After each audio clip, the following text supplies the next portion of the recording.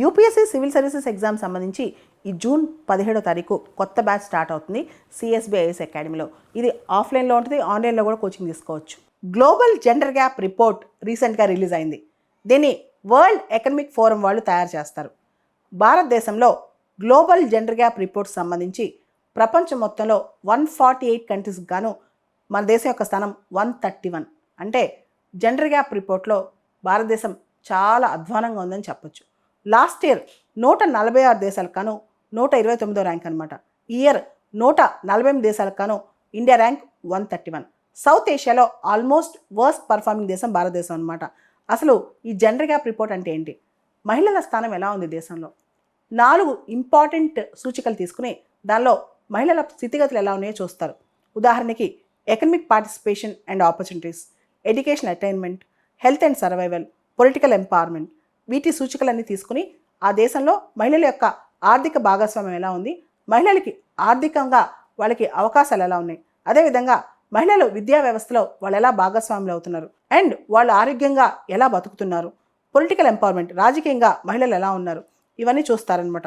ముఖ్యంగా భారతదేశంలో చూస్తే కనుక పొలిటికల్ ఎంపవర్మెంట్లో ఇండియా చాలా ల్యాగ్ అవుతుంది. ప్రస్తుతం లోక్సభలో కేవలం 13.8 మహిళలు ఉన్నారు.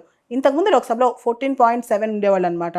మినిస్ట్రియల్ పొజిషన్స్లో కూడా ప్రస్తుతం ఉన్న మినిస్టర్స్ ఓన్లీ మొత్తం మినిస్ట్రీస్లో సెంట్రల్ గవర్నమెంట్లో సెంట్రల్ మినిస్టర్స్లో ఇంతకుముందు 6.5% మహిళలు ఉన్నారు. ఇప్పుడు ఓన్లీ 5.6% అనమాట. ఇలా అనేక వ్యవస్థల్లో భారతదేశంలో మహిళలు చాలా తక్కువ పొజిషన్లో ఉన్నారు. అయితే ఎడ్యుకేషనల్ అటైన్మెంట్లో మాత్రం భారతదేశంలో మహిళలు 97% వరకు రీచ్ అయ్యారనమాట. లేబర్ ఫోర్స్ పార్టిసిపేషన్ కేవలం 45% ఉంది. అంటే ఎడ్యుకేషన్ అటైన్మెంట్ అనేది మళ్ళీ ఎకనమిక్ ఆపర్చునిటీస్లోకి ట్రాన్స్లేట్ అవ్వట్లేదు అనమాట. అదేవిధంగా పొలిటికల్ ఎంపవర్మెంట్లో ఇండియా పొజిషన్ 69వ స్థానంలో ఉందన్నమాట. ఇవన్నీ చూస్తే భారతదేశం ఈ జెండర్ గ్యాప్లో చాలా ముందుకెళ్లాల్సిన పరిస్థితి అనమాట.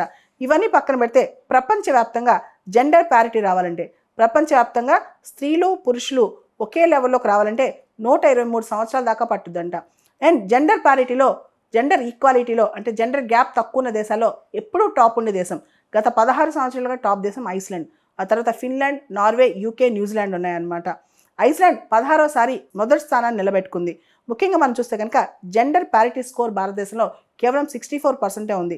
సౌత్ ఏషియాలో మెరుగ్గా పర్ఫామ్ చేసింది జెండర్ గ్యాప్ రిపోర్ట్లో బంగ్లాదేశ్. అంటే మన పరిస్థితి బంగ్లాదేశ్ కన్నా తక్కువ ఉందన్నమాట.